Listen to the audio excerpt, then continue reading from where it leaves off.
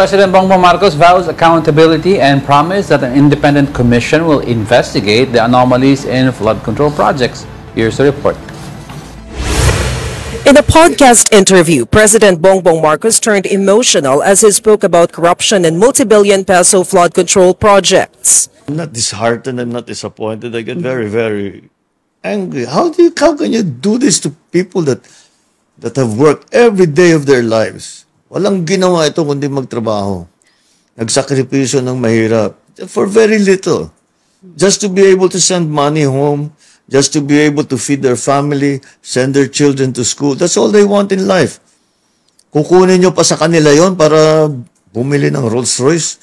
Nobody is more important than Filipinos. Nobody, not one person is more important. Not me, not anybody is more important. Marcos revealed that more than 12,000 reports of questionable infrastructure projects have reached his office through the Sumbong sa Pangulo website.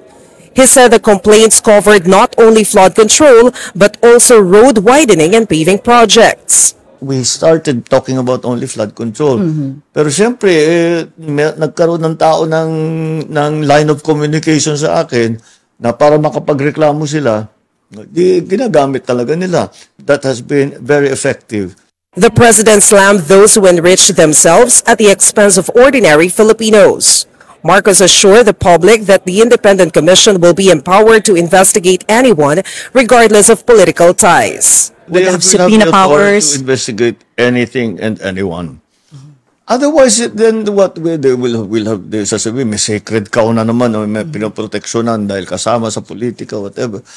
Pagka nangyari yun, wala rin kabuluhan yung kanilang investigasyon. He also stressed the need for new mechanisms and possibly legislation to curb corruption that he said has been entrenched in public works for decades.